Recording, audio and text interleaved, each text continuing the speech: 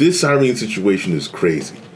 I feel like I've been going crazy watching everybody just go at it and pretending that this character is unplayable and Hoyo is the super evil company that's trying to ruin us, which, you know, sometimes that's right. But, you know, I just think people have been blowing this stuff out of proportion.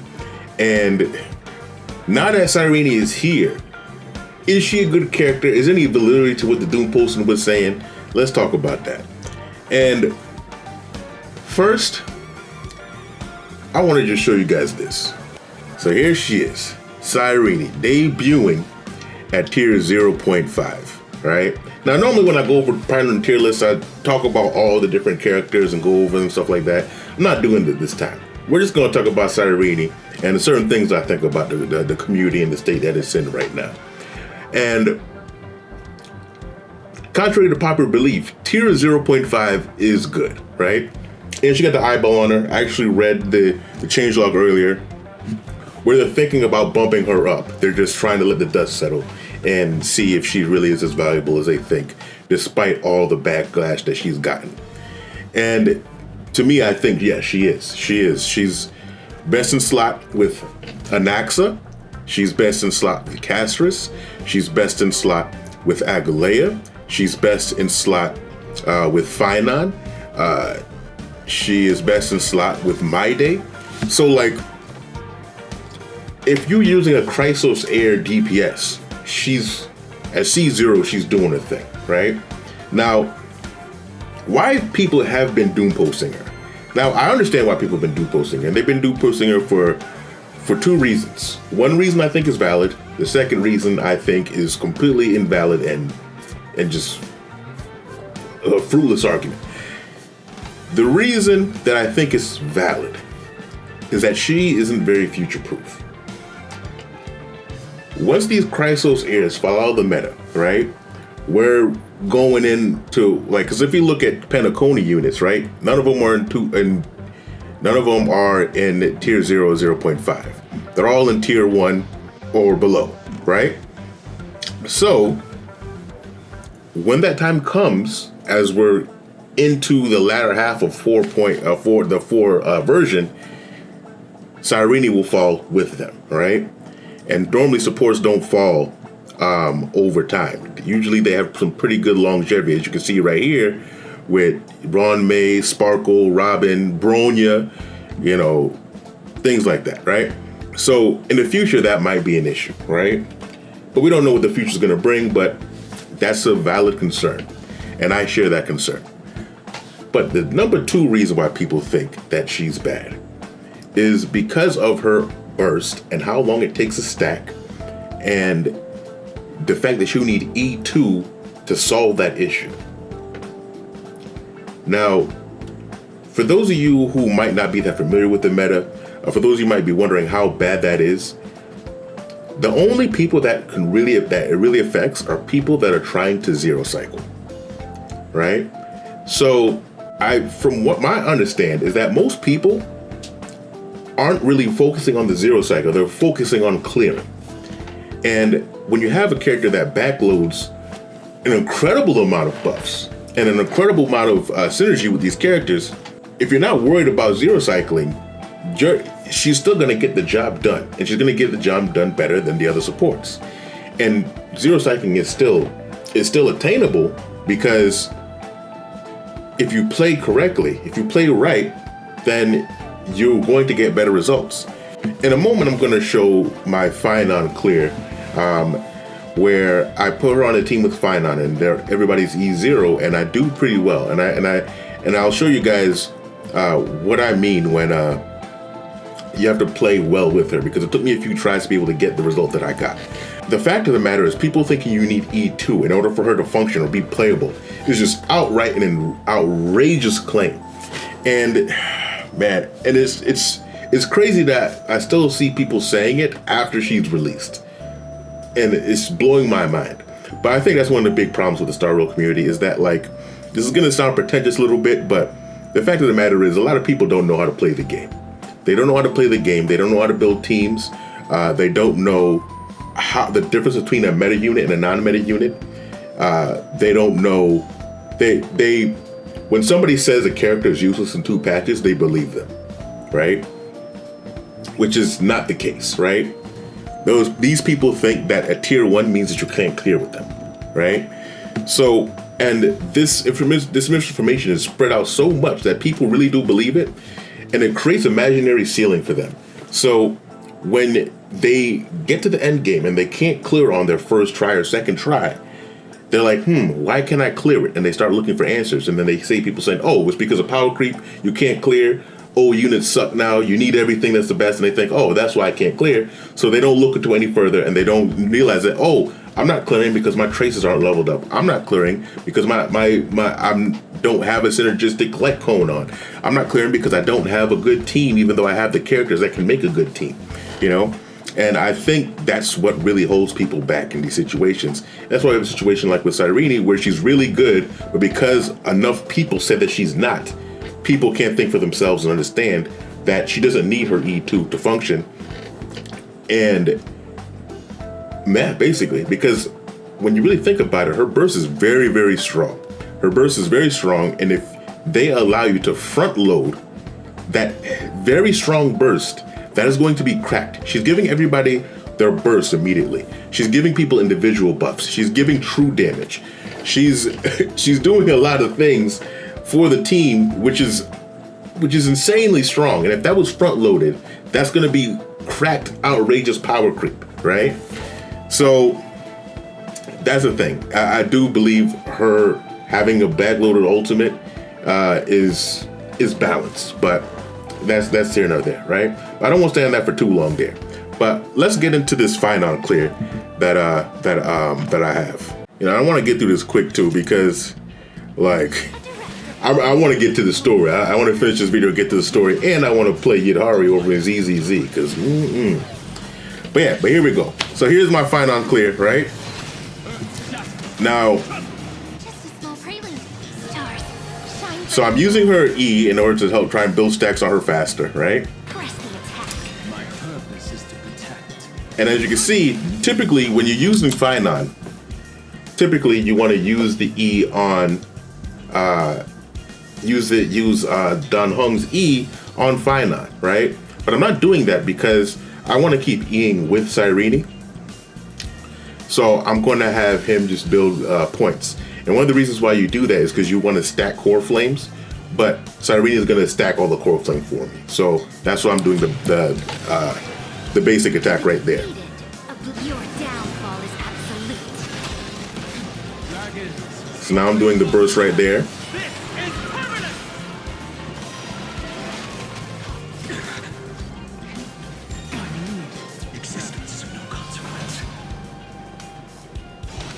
So here I go. As I'm going, I'm still building more and more stacks. I get 3 stacks for doing the E. I'm going to basic attack with Cyrene because I need that skill point.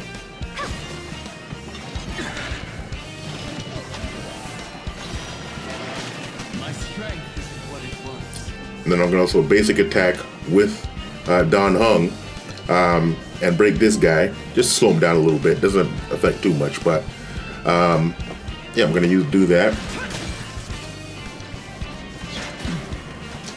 Then I'm going to E with her again, right?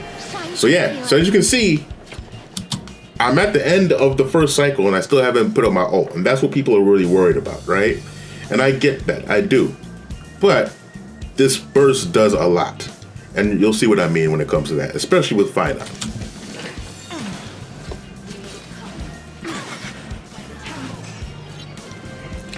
So here we go. I E with him, right? Get 23 stacks, but Cyrene makes it 24, and here we go. Now, I got her ultimate, and what happens? Everybody has their burst. So now, I can activate everybody's burst right before Finon goes up. Beautiful thing, right?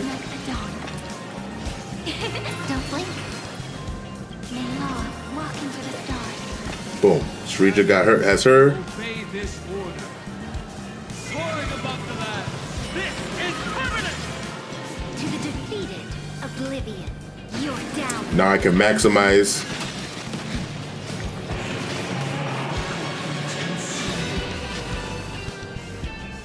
the stacks, and boom. Now, raining down hellfire on these guys, and this should take them out. And now I have zero cycled the first wave.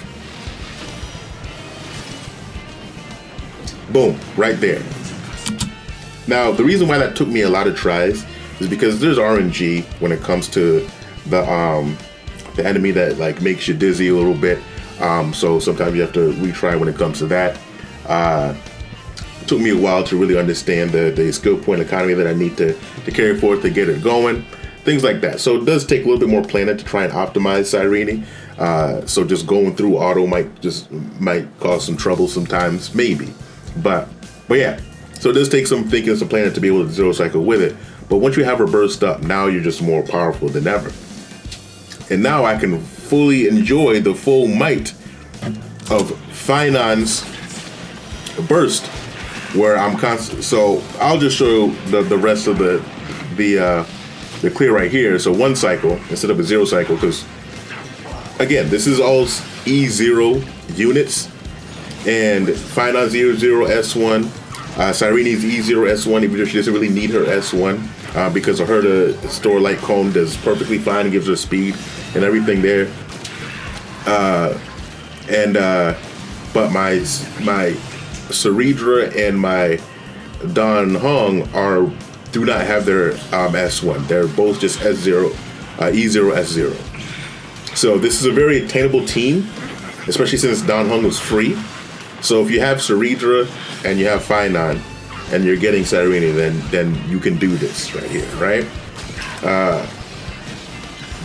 But yeah, Dan Hong being free really helps out. There you go. But as you can see, since he's E0, he doesn't do enough damage to just completely just demolish him like that. But yeah.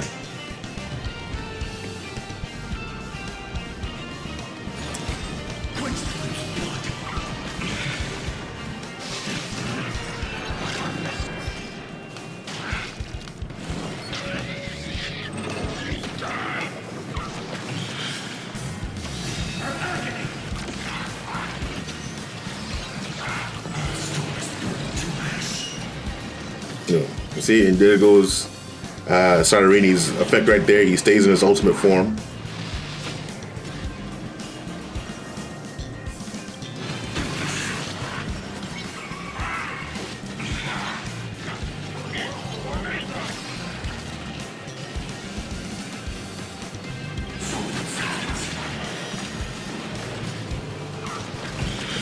And with this, I got a double meteor, but I don't even need both of them because that finishes them off. And I clear a nice little 1 cycle. Now,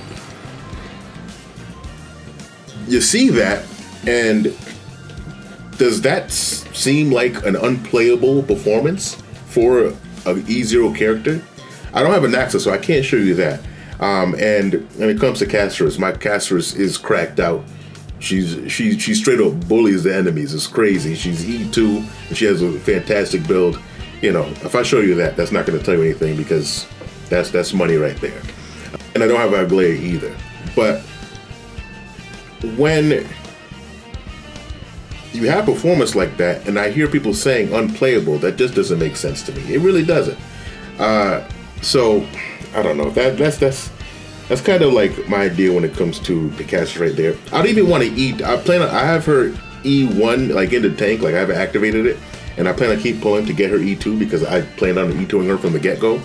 I'd even purchase enough to get the skin, which is another thing that I don't think is a big deal because the skin is like nothing, so that doesn't really provide a lot of FOMO. So I don't know why people are acting like the skin itself costs $250, but I almost feel like not even like getting her E2 and not even activating it for a long period of time just to show people that you can beat everything with E0 Cyrene, and she's perfectly fine. She's a high tier partner. But yeah, but that's kind of the state of the Star Rail community right now, where it's just constant naysayers going on. I mean, there's a good amount of people that are just enjoying their time, having a good time. They're involved in the story. Like I think most recently when it came to the whole build-up of the release of this patch was a very wholesome time in the community too. On that end, with all the crisis series being deleted and daily accounts joining in, and people be like, "Oh my gosh, oh no, we got to stop liking this, blah blah blah." I think that was like real cool, and that a real good, cool moment for the community. But of course, there's always the negative side of the community that loves to show their face right there, and I don't like to make it sound like criticism is unwelcome, because I feel the opposite. I think criticism is very much welcome, and I think people need to voice their opinions in order for things to get better for a game, because when legitimate criticism get through, it makes a better game for me and you, right? But when you're just throwing out a bunch of bullshit, it just creates chaos and just annoys people and nothing else, right? And it also closes ears, which is why I think it's very worth it to, when you criticize, make the criticism worthwhile, make the criticism educated. Make sure you have positive feedback and negative feedback.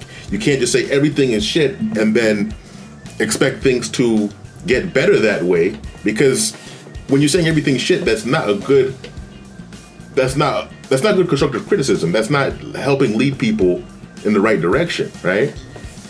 Like, think about when you're a child. Like, what if no matter what grade you brought home, your parents always, smacks you or whatever kind of punishment you got? You grounded you every single time. And you think, well, if I get a B, I'm grounded. If I get a C, I'm grounded. If I get a D, I'm grounded. Like, who cares anymore? They're just going to, as a kid, you're just going to stop listening because you're only getting negative feedback. You're not getting your pat on the back when you do something good, And I think, even though that is related to children, I think it relates to humans in general. And when it relates to humans in general, that also can lead to, transfers over to like organizations and such too, where it's like, if we want to give the devs feedback, we have to be reasonable in the feedback that we're giving, And I think when they make a unit that is strong and us saying that they're shit and unplayable, when clearly that's not the case, it's just not good feedback. It just really isn't. I don't think it helps out. Because if they cave in and listen to our advice and make her E2 part of her kit, now we got power creep all over again. And now she's just unreasonably cracked, and then people are complaining that I didn't have enough to pull Cyrene, now my account is trash. So I don't know. I just really wanted to give my 2 cents on that. I really wanted to make this quick. I actually had more stuff that I wanted to talk about, but this has gone on so long, and there's stuff that I need to do, and I don't want to spend forever and a day editing this. So yeah, let me know what you guys think. What do you guys think of this whole Cyrene situation? I really want to talk more about the skin too and everything like that, but it is what it is. If you don't like spending events, you don't like spending events. I don't really have a problem with spending events as long as the rewards aren't too enticing. I think if the rewards are low scale, then I don't see a problem with them at all. But that's another discussion. I don't even think I'm going to make a video about that. It is what it is. If you like it, you like it. If you don't, you don't. But yeah, let me know what you guys think about anything that's going on in the state of the Star Wars community. Any negative feedback you might have. If you don't agree with me, that's perfectly fine. Leave it down in the comments down below. I'm not someone who gets mad when somebody doesn't agree with me, especially over a video game. So yeah, leave your thoughts down below.